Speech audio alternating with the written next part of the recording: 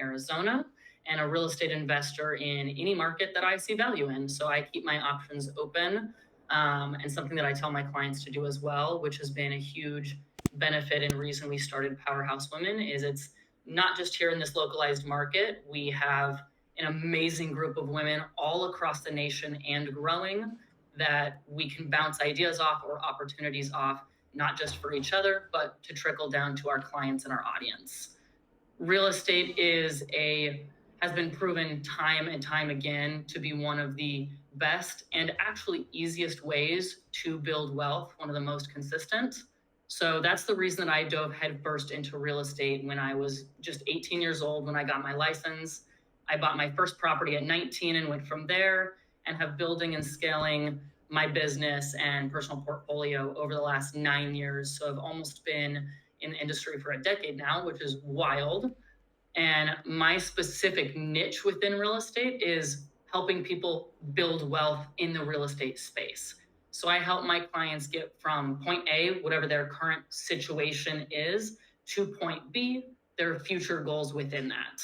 And we see how real estate is kind of the puzzle piece that can fit in that, or how we can make that puzzle piece fit in that goal, even if it's a year to 5 years down the road. So let's get into the overview of how investing can play a really pivotal role in your investing plan, or how you can prep to get it to be. So the average American spends 90,000 hours at work. So that's roughly a third of their life that they are spending working, just getting a paycheck to fund their lifestyle or their goals. This doesn't account for any late nights, overtime, extra shifts, nothing. That is just the bare minimum, normal kind of 40 hours per week job. This also doesn't touch on anything for entrepreneurs who you're putting in, all of your time every day and sleepless nights for no money at the beginning to prep to build a business, a company, or whatever you may be doing. And not to mention the fact that pay increases, if your salary or commission increases, rarely beat the rate of inflation. So that means over the average American's 90,000 hours of work, they're actually losing money year after year. That means investing is no longer a nicety or just this extra thing that you can do. It's actually a necessary item that we all need in our plans. So where do we begin with investing? What is that ultimate goal? And the goal is actually financial freedom. It's not just getting money. It is to make money and have enough income to pay our living expenses for the rest of our life without having to be employed, working paycheck to paycheck, or be dependent upon others. But it's having that income that's not just a paycheck. It's not just you clocking in every day. It's not you physically having to be somewhere to get money. So you can kind of think of financial freedom as having the freedom to make choices about your life, because money is no longer, or the lack of it is no longer, a factor in most of your decisions. It'll still play a role, but this will give you the time to choose whether you want to retire from your job, from your 9 to 5 or whatever it is, because you're not paid to that. You're not tied to that paycheck anymore. Or you can continue working or switch to work in a job or an industry that you absolutely love. You have that freedom. You get to choose where and how you live, how you spend your days within that. If you want to have fun, if you want to travel, if you want to immerse yourself in hobbies, if you want to dive into a new industry you find interesting and just learn, you want to travel, give to causes you believe in, you name it, that is what financial freedom and true time freedom really is. And when you achieve that financial freedom, or are at least working towards it, you are buying yourself choices and time, which is the most valuable, scarce, and expensive asset. So that is the actual goal. Yes, we want to make money, but money is the tool for the goal, and that's what we need to keep in mind when we are investing and choosing the investments that we are making. And the majority of us are not born into it, so we have to create it for ourselves. So that's what we're going to start looking into doing. Now that we know investing is necessary, how do we actually start that in our plan? What types of investments are we going to look for? Because we have 10 million option, it seems like. And when you're on social media, you're at work, you hear the opinions of so many people that are investing in real estate, are investing in hedge funds, mutual funds, bonds, private equity, anything that is out there, but we don't have a lot of education or resources. So where do we start? Here's kind of a rough framework of starting. Of course, we're going to dive into real estate investing specifically later, but here is a rough framework to start investing and some of the various investment tracks that you can take. First, you kind of have to lay the groundwork for investing. And many people don't think of this as an investment, but actually paying off your debt should be step number one, but it is an investment in yourself. It is putting yourself in the best position to make investments that will make a return. So this is where everyone should start. Pay off your debt before you start investing anywhere else. Number two is actually a savings account, but more importantly, a high yield savings account. You want to build that emergency fund or rainy day fund. You want to make sure that you are protected if anything goes wrong, if a doctor's bill comes in, a vet bill comes in, COVID hits. We've had really great real world examples in the last couple years that have shown things happen, layoffs happen, whatever that is. You want to make sure that you have yourself covered. And typically it is recommended to have around 6 months of your living expenses in there for you to be able to then figure out your next move from there. But that also gives you a good groundwork of your debt is paid off, you have savings that can protect you if anything goes wrong. Now the third one is actually setting up an investment account. And this can also be another high yield savings account. You could put money into it, and you are putting money into this to put into an investment. So it's not necessarily going there yet, but you are building up that savings on top of the emergency fund that you already have in order to put into the investment type that you choose, whatever that might be. So then that is under that line is where do you actually invest? Now you're ready to go.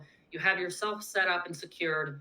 Where do we actually put this money to invest in our future of that necessity? So we're no longer living paycheck to paycheck, and we are gaining that financial and time freedom. So we've heard about CDs and bonds. They're typically very low risk, low reward. You don't hear about them very much anymore. It's usually our parents or grandparents that have these and maybe have passed them on. They typically don't keep up with the rate of inflation. So especially if you're young and getting started in investing, this is a super, super safe investment, but it's going to be almost right there with cash when you're keeping it in the bank. It's not appreciating or getting the return that you need at the rate that you need it. So you can consider it an investment, but it's really not doing what an investment should be doing for you. Then you kind of have mutual funds, ETFs, stocks. With these, you're investing possibly with somebody, maybe on your own, but you're investing in companies' success. There's more high risk, high reward that can be made here, depending on how much you are investing. It's important to note here that you get out what you put in a sense. I'll touch on this a little bit with real estate, how that's vastly different. But the values can change drastically day to day. Investors don't have much of an element of control here. That's why a lot of people invest with a specific bank, person, financial advisor, whoever you're looking for here, because they are doing the research. That way you don't have to do it. Otherwise, you're going to be researching 10 million different things and you're pulled in a lot of different directions. So that lack of control element is pretty major. Then we have real estate, which of course we're going to dive in more. We love real estate. But one of the major factors here is we all need a place to live. This is investing in a tangible asset that meets a basic human need. We need a place to live. We will always need a place to live. But you also gain that element of control, which you had a lack of in those other elements, mutual funds, ETFs, stocks. You have an element of control over that investment. You're not just tied to a buy and sell market like stocks. This makes it the favorite for most investors and the easiest for people to understand and actually take part in. Then you have hedge funds and private equity funds. These are held for large or wealthy investors. This is high risk and high reward. And this is not where many of us start, and most of us don't get here either. This is a little bit more specialized and takes big money to get big money. As a general rule for all of these things, once you have prepped yourself, you paid out your debt, you have your savings account, and you've started the investment account that you are then going to invest into whatever you decide to. As a general rule, the more education you have on a topic or the investment type, the less risk the investment is.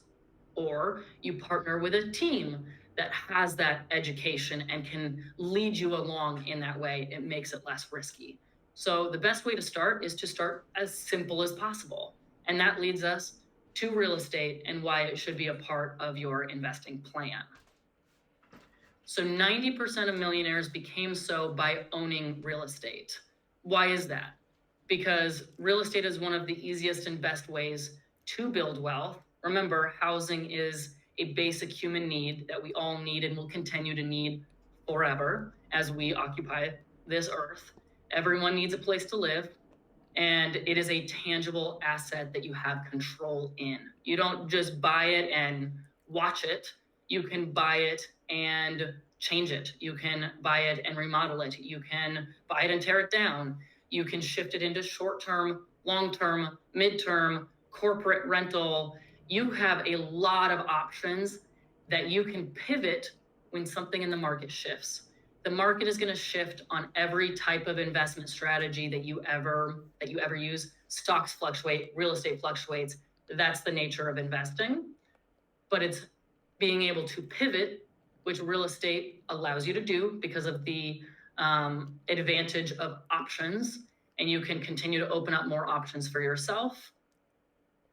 And although those markets are cyclical, the real estate market over the long term has always increased. We have shown that year after year, and we'll dive into that a little bit more to show some actual increments, which are mind-blowing.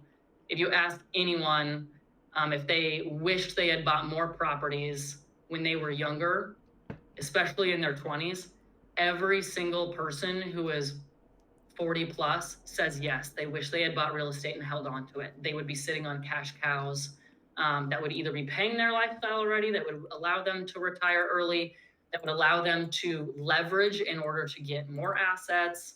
Every person says yes. They wish they had held on to real estate. So these are kind of those stats. In 1965, the average home price in the US was around $21,000. I wish I could buy real estate for $20,000 right now. That would be amazing. I think we all would be buying. But at that time, that was a high amount for people. In 1980, it rose to $74,000. In 1995, it rose to $153,000. In 2010, it rose to $268,000. And remember, that was after the crash. So it still rose. In 1965, we were at 21,000. In 2010, after the real estate crash that everybody thought everybody was losing money, nobody was gonna, the real estate market wasn't gonna bounce back, it's at 268,000. Insane profit margins there. And that continues through. We saw insane fluctuations after COVID. And then everybody thought a crash was gonna happen and we weren't going to get back up to those rates. And now we're climbing again. There are those cyclical markets. There will always be, but when you look at real estate in the long term, it's always increasing. Typically, it's looking at a 10-year cycle. And if you can hold on for that much longer or a lot longer, you will get through those fluctuations. So that's another big thing to keep in mind with real estate. Think of it on the long-term investment. You can take advantage of short-term by all means. If opportunities arise when you own real estate that you can cash in on the short term, by all means, look at that option and even cash in on it if that works for your buying personality portfolio. But look at it over the long term. If you're investing for the long term, it's very hard to go wrong with real estate investing, which is why it is so popular and makes so many people very wealthy. And with that, it makes it one of the easiest investments with an educated team in your local market or the market that you want to invest in if that's elsewhere. It's a very conservative way to invest when you are buying a tangible asset that you are going to live in and then have somebody else live in. When you are house hacking, you're buying your primary and then every year or two you buy another one and you keep that other one as a rental, and that's how you start stepping into your real estate portfolio. It is one of the most conservative, safe ways to build a real estate portfolio. You're putting a small amount down to own a big asset and doing it time and time again while somebody else is paying the mortgage when you leave it as a rental. And unlike other investing types, you can gain a return in many, many different ways, and we are going to dive into those now. These are just a few. You can actually make money in real estate. Clearly, you can rent it out, you can get cash flow, your renter is paying your mortgage for you. It can be through appreciation. Real estate appreciates on average somewhere between 6 and 8% per year. Now, this is not linear. As we just talked about, there have been market crashes, there have been market shifts, there have been downturns. That is always going to happen. But over the long term, that average is 6 to 8% a year. There's depreciation, and that actually makes you money. You can get these major tax advantages, which we will go into in more detail later, but you have write-offs for your homes, you have tax deferments, you have depreciation. So a lot of people who have a big salary, who take equity from companies, they can offset the amount that they make with the real estate that they own. So you can be very creative in how real estate can benefit you. You are gaining equity over time. And in some ways that we will also dive into later, in some ways you can sell properties and you can actually have tax-free profits. That's a major advantage. Tax advantages will continue to talk about write-offs, tax deferments, capital gains exclusions. This ties in with the tax-free profitabilities. Real estate is also a huge hedge against inflation, because when you're buying a home, whether you're buying it cash or with a mortgage, you're buying it at the value of the dollar at the time of the purchase. So when you lock in a mortgage or you buy a property with cash and the property is $500,000, you are locking that in at the value of the dollar at the time.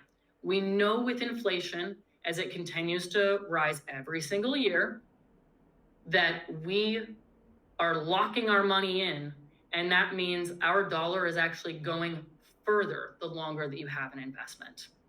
We also have appreciation. Again, we talked about that. That's a way that we're kind of making money without putting more money into any investment. That's already done with your initial investment. You gain appreciation on the entire $500,000 home with whatever your down payment was, which could be a 3% down payment. That's $15,000 that you put down. So if you put $15,000 in to the stock market, you're only gaining on that. And that can compound over time, but you're gaining on the $15,000. If you put it into a home, you're putting $15,000 down on a $500,000 home, you gain appreciation on the $500,000. That's a huge, massive benefit over time. You also gain leverage. You can use other people's money, like the bank or private mortgages, friends and family, however you're doing this, to increase your potential return. That's another big reason why real estate is so popular and valuable, is you don't have to have $500,000 to buy a $500,000 home. You only need $15,000.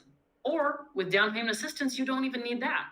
There are very creative ways to get a big asset with a very low amount of money and repeating that over time, so your assets are very large compared to the money that you put in.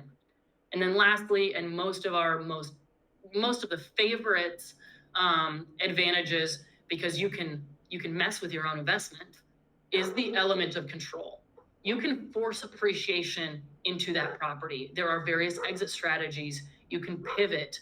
You have control in an investment, which is extremely rare and is the reason that so many people love it, on top of the other advantages that I already talked about. This is kind of the icing on the cake. So then we'll go into investor personalities. I think this is important to note. There are kind of 4 main personality types when it comes to real estate investors. And this might give you a good indication of where your mindset currently is, and maybe that you need to shift it a little bit. The big main one is the long-term investors. They're here for the long term. They understand the benefits of owning and holding real estate. They're not worried about market fluctuations. They understand that the real estate market will have fluctuations, and if they just hold it, it always increases. So they're not worried about the fluctuations. They would love to buy at the lowest point, but they're not bothered if they don't get it at the lowest, as they expect to hold the properties for at least 10 years, if not long term. A lot of these long term investors are not looking to sell ever. A lot of those people are growing their portfolio, and they are going to continue to have all of their renters pay off their loans if they have them. And that is how they're going to live. They're going to continue to use those assets that the rental income will eventually replace their salaries, their commission, or whatever their paycheck is. And that will be their new income source. So it's more passive. And then they can leverage the assets that they have to buy other assets or do other things. They usually like location and rental stability. These are the people that are looking for a location that is growing, but is also already has had some stuff. They're not just investing in an area that could be great. They know that it's going to be because the trend is already there, and they are going to be there in the long term to see it happen. So location and rental stability are huge for them. Their ultimate goal is create an ever-growing portfolio to fund their life, their kids, build a legacy, leave something to their family, that kind of thing. They typically buy often and don't sell. They want to continue to build and compound. Then you have your other type, which is your speculative investors. These are usually pretty savvy. They follow the market closely. They try to figure out timing as much as they can using historical data and analysis, but they are doing the research. They are in the industry doing the research day in and day out. It's not just a hobby. This is part of their main job or their main investment source. They are very well in tuned. So their goal is typically to try to buy at the bottom as close as they can and sell at the top if they're going to sell. Otherwise, they're also going to be more long-term investors. They like indicators of upward trends. They love appreciation.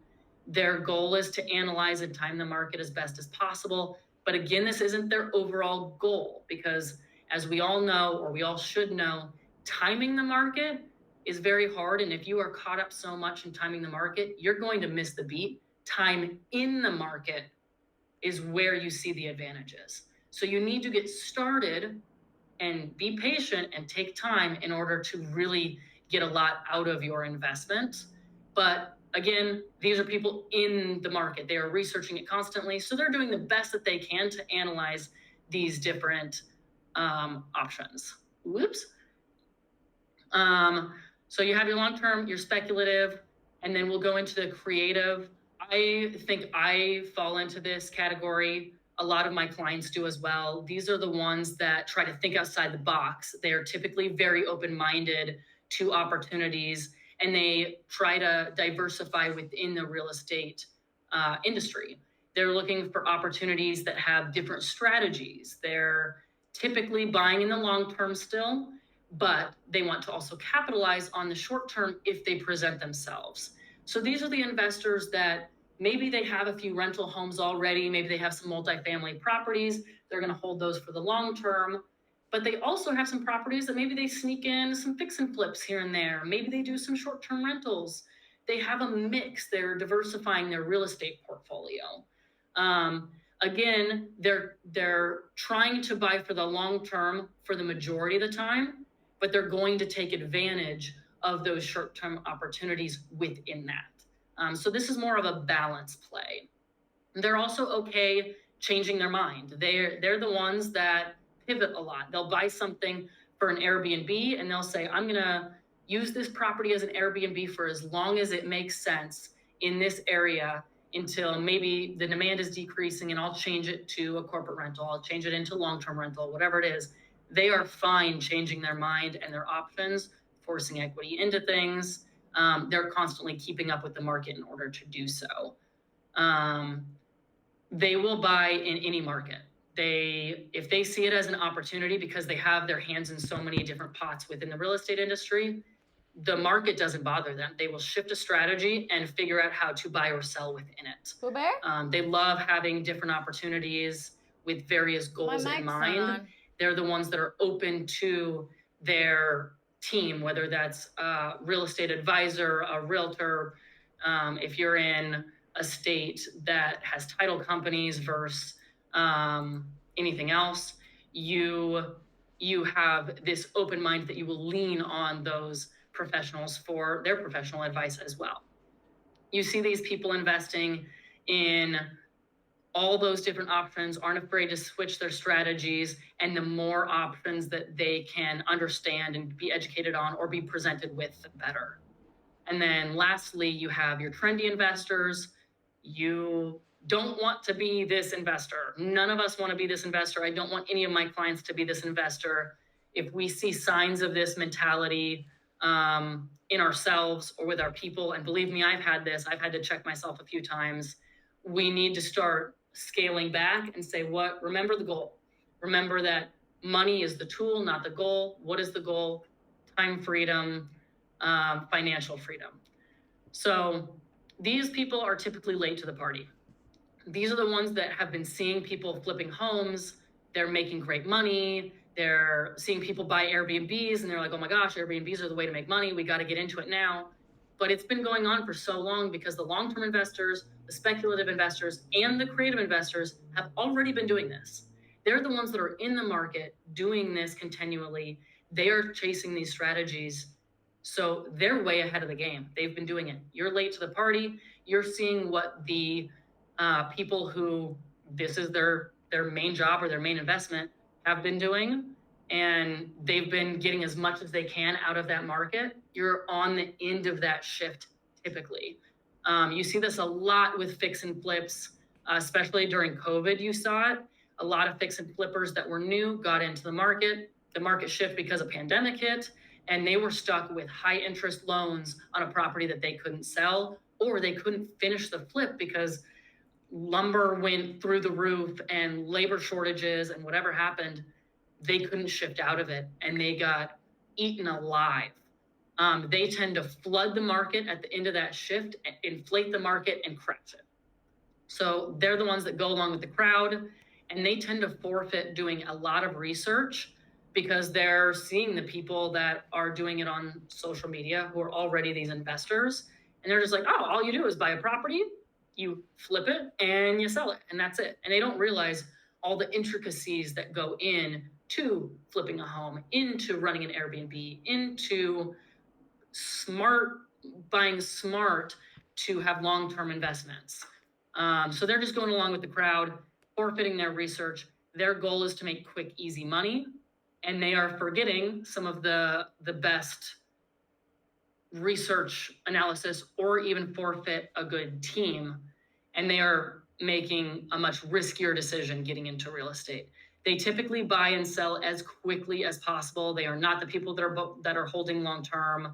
These are your typical fix and flippers that begin in the upward markets late in the game and get bit in the butt. They get burned often. They are typically ones that get burned in those market shifts or the crashes. And after that, they stay far away from real estate, and they're the ones claiming that it's never a good time to buy. Just wait till the next boom. There's going to be a crash. They're the ones that aren't in the real estate industry anymore, but are saying you shouldn't be. That's typically where it comes from.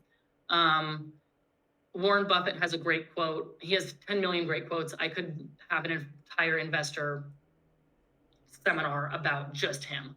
But a big one that he says is risk comes from not knowing what you're doing. These are your trendy investors. So keep that in mind. Do your research, have a team that is in the industry that helps you so that you know what you're doing in real estate.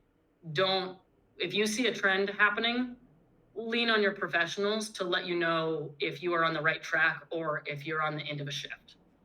So which type of investor would be the least one bothered by any big fluctuation? The long-term investors, The speculative investors will usually be on it because they're in for the long term as well. And definitely your creative investors, because they're the ones that are going to shift a strategy anyway. And they're going to say, okay, great. I have all these long-term investments. We're already touching on those. Let's shift and try to find a way to also capitalize on this market fluctuation.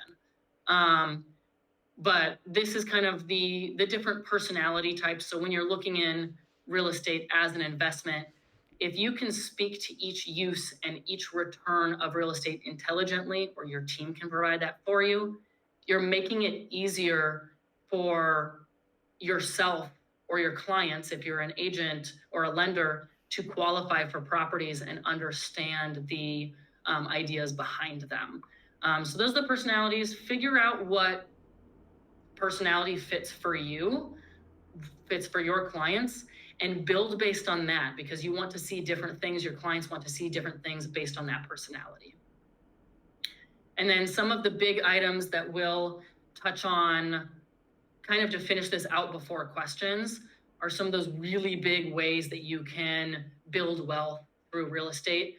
Appreciation is one of the biggest ones. Especially over COVID, we've heard that so much because price appreciations went through the roof, that people bought right before COVID or right at the beginning of COVID, and they thought everything was going down. All of a sudden it bounced up twofold. People were in homes for just a year or two, sold homes, and were able to gain tax-free profit after just owning it for a year or two. A lot of people made over more than double what they would make in their normal salary, which we're saying the average is somewhere between $60,000 and $80,000 a year for an average salary in the US. They made more than double that, the typical person who bought right before or right at the beginning of COVID, by only owning real estate for 1.5 to 2 years. So they're walking away with close to $200,000 to $250,000 in 2 years because you bought a property. That's an insane return on investment. If you're just putting a low down payment of, let's say, $500,000 property, and you only put a low down payment of 15 grand down, that's an insane appreciation to then get $200,000 of tax-free profit in your pocket. So appreciation generally appreciates. We actually see 6 to 8% is pretty typical in the long term, but I like to say 3 to 4%. Let's look at that on a very kind of easy scale. So if you're looking at that $500,000 home, 3% down, you only put $15,000 down. When the home appreciates, the entire $500,000 appreciates. So the entire value of the home is appreciating, not just the amount of money that you actually put into the investment. So if we're looking at, let's say, 4% a year, you're looking at somewhere around $600,000 for that home that was $500,000 in 5 years. That's a really, really great return. Now, we have to remember that appreciation is not linear. This is just an average. There are market fluctuations, so we have to keep that in mind. And there are different types of appreciation. There's passive appreciation. That's mostly what I'm talking about here. This is what the real estate industry and market sees without you doing anything. That's just the value of real estate increasing. Then you have found appreciation. This is when you buy a property lower than what it's actually typically worth. In certain markets, especially during COVID, when you were seeing a ton of bid ups, found appreciation wasn't as common. But you do see this. We're seeing that more now as well. You're seeing people buy properties, even if it's a slightly lower amount than market value, that's found appreciation. You're already in that. And then there's forced appreciation. Again, you have an element of control with real estate. That's a huge advantage. So forced appreciation means that you are actually putting, with more investment or more time, sweat, equity, whatever it is, you are forcing your investment to appreciate. That could be through remodeling. That could be through landscaping. That could be through really little things. It doesn't have to be a full scale remodel or tear down and build. It can be small upgrades to the home that force that appreciation. Over time, as you have passive appreciation, and you force appreciation, that's twofold in just one benefit of real estate. So appreciation is massive. The next one is cash flow. This is kind of a no-brainer. This is when you are renting out that property, whether you house hacked and it was your primary, and when you bought a new one, you kept that as a rental, or if you just straight up bought it as a rental. This is when the income, the rent that you get from that home, is greater than the expenses. And whatever you have off that top, you can either put back into that investment property, you could put into another investment, or you can hold for a rainy day. You can hold it to start building into your lifestyle. You have options with this depending on where you are on your investment journey. Cash flow is massive. Something to keep in mind with all of these things that I'm talking about. You can benefit from all of these, a mix of some of them, or they can be time released. Sometimes you will buy a home for a rental property and you're like, okay, it'll cash flow $200 off the bat. Maybe it doesn't cash flow at all. Maybe you're only breaking even. That's okay. You'll get appreciation as well. You'll get capital gains tax exemptions on some of those homes as well. So a lot of these things don't work solely on their own. They're working in tandem with other things. Some things don't happen right away. They happen over the long term. Some happen a little bit quicker. So keep your minds open here. And remember, with the market fluctuations, that means rent will fluctuate a little as well. But as real estate always increases, those rental rates are always going to follow. If you're locking in an investment property today at today's home prices, maybe you're breaking even, maybe you're making a tiny bit of money on top of it right now. But think about it in 10 years. Think about it in 20 years. Think about it in 30 years when you may have that mortgage completely paid off. Now, that is straight cash flow, and you have an appreciating asset that you can then leverage to buy something else, to fund anything else for your own, buy a new car, go on a trip, upgrade your own home. You have so many options with it. So keep that in mind. The other big one before we get into questions is capital gains tax exemptions. These are huge benefits that I see people cash in on the short term. Again, let's invest for the long term and cash in on the short term when those opportunities present itself. Don't buy for the short term in case those market fluctuations happen.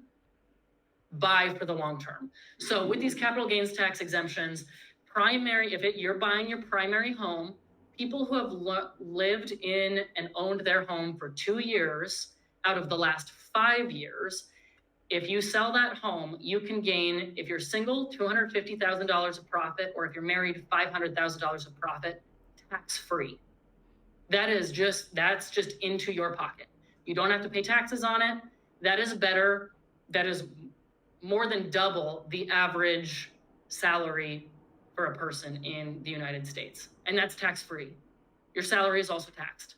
So that's a huge benefit for people. If you have that option after just 2 years, and there are exceptions after 1 year, depending on the reason that you're selling. Are you moving out of state? Is it a specific job? Sometimes you can get it for 1 year as well, but that's an exception to this exemption. But if you buy a home and you're totally fine making that payment and owning it for 10 plus years, but in 2 years, you're able to sell it and get 250 to 500,000 profit tax-free, it's definitely something worth looking into, depending on what your goal is. If you're a long-term investor, you probably want to just hold on to it. Investment property owners, on top of this, that was for primary owners. Investment owners can do a 1031 exchange. That means when you sell an investment property, usually you would pay taxes on those capital gains. But instead, if you're going to put that profit into another investment property that is similar or better, you can defer paying those capital gains taxes, use that proceed for the next investment property, and you have to do that within 180 days. But if you do that, you keep deferring taxes. You can do that over and over and over again to upgrade your properties. I've seen people do that on their investment properties, that they do single family home to single family home that they're upgrading to be a nicer home that they'll keep as a long-term rental. I've seen other people do it in the multifamily space. I see there's a lot of value in the multifamily space for this. Even if you had just let's say you just had a fourplex. I see a lot of people that they start with kind of a C-class investment. It's not super nice. It's your kind of traditional, cheaper rental property.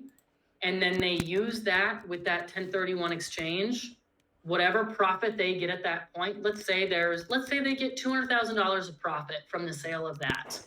They can then use that $200,000 to put into a similar, it has to be similar or better, into let's say another fourplex. That's a B class. It's a little bit nicer. The rents are better. It's a better area. You get into that, you use that $200,000 to put towards that investment property. And they will keep doing that to get into better and better properties, better and better areas, without using any of your own money. That is strictly profit from an investment property. So those are some 3 really big examples of what we've touched on. I can break into all of the advantages in a lot more depth, but I felt like this was a really, really good place to start and understand where real estate can play a role in your investing strategy. And I'm really excited that this is the first kind of overview of investing with real estate. The next ones from here will go into a lot more, but actual examples. So we will actually pull examples that are currently on market or that we have just closed with a client to give you a real world example of what they did to get it, what it cost, what their goal is, what fit.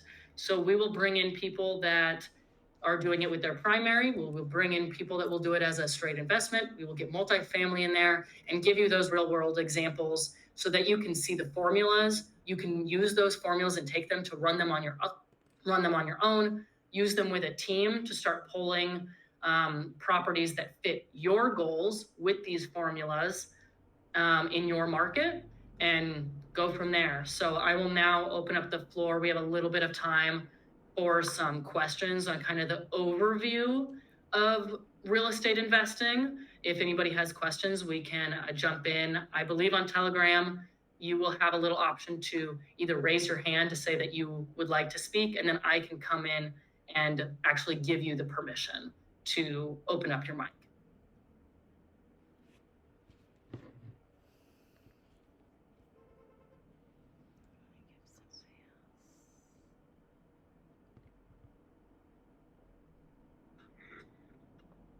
I'm just going through the list. Let's see.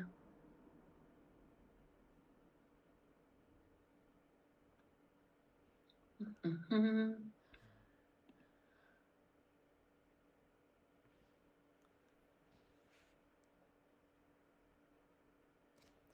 Oh. Let's see. I'm going to allow you to speak. And then I believe on your end, then you just have to tap on your mic and then you can jump on in.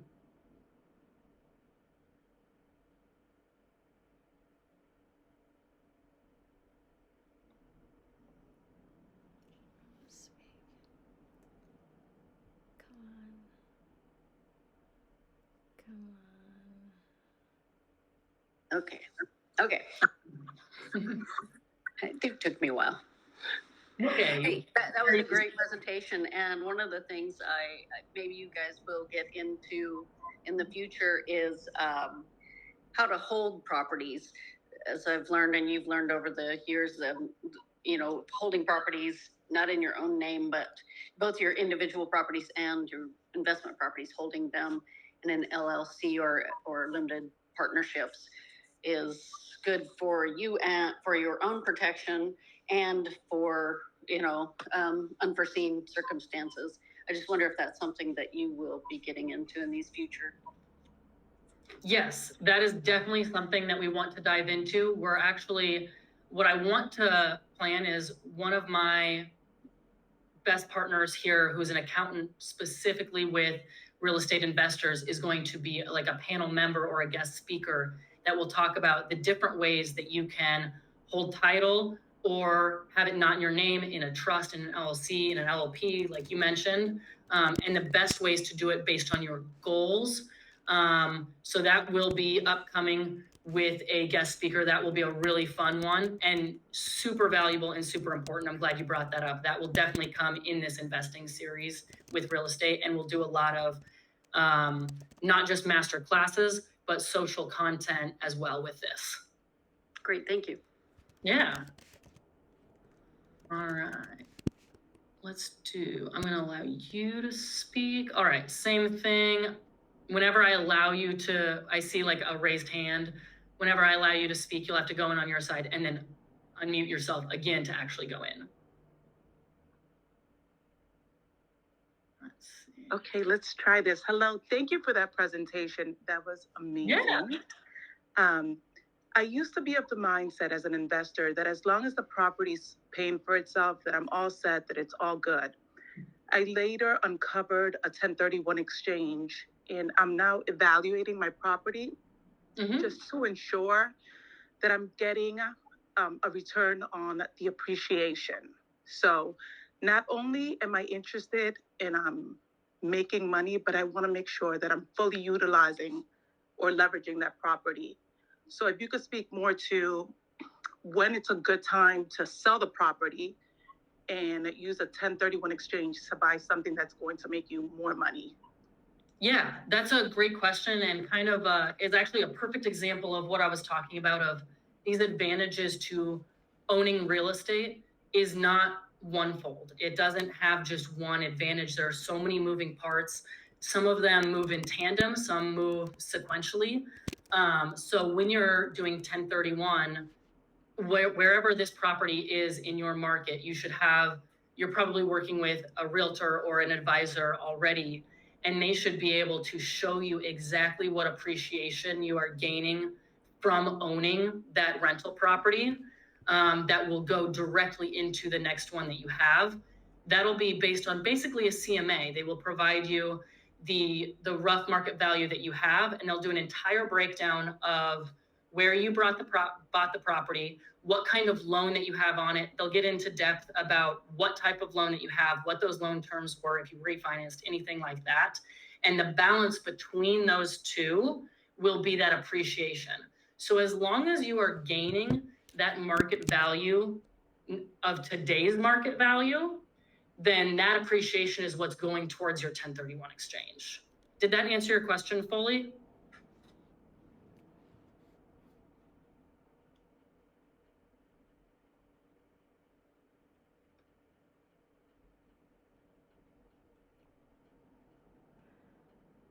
I think you might be on mute again. Come on, big one.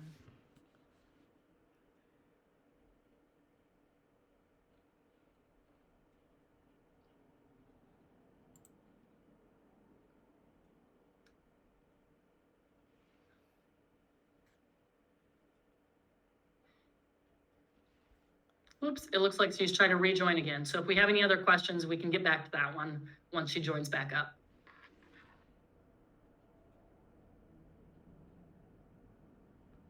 Also, if you're part of this Telegram group already, because you're here listening to it, you can also drop questions, whether that is today or if you think about it in another time. If you have any questions specifically about real estate investing, the types of advantages to make, the types of goals, the types of properties, drop them in here, because we're going to be continuing growing this investing class. We have a ton of master classes coming that are going to be awesome. But this is just the beginning of the investing series. There is so much to dive into with real estate investing.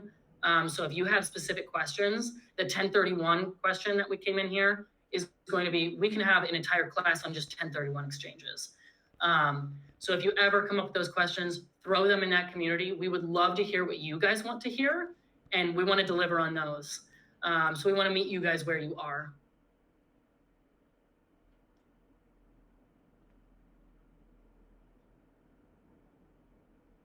All right.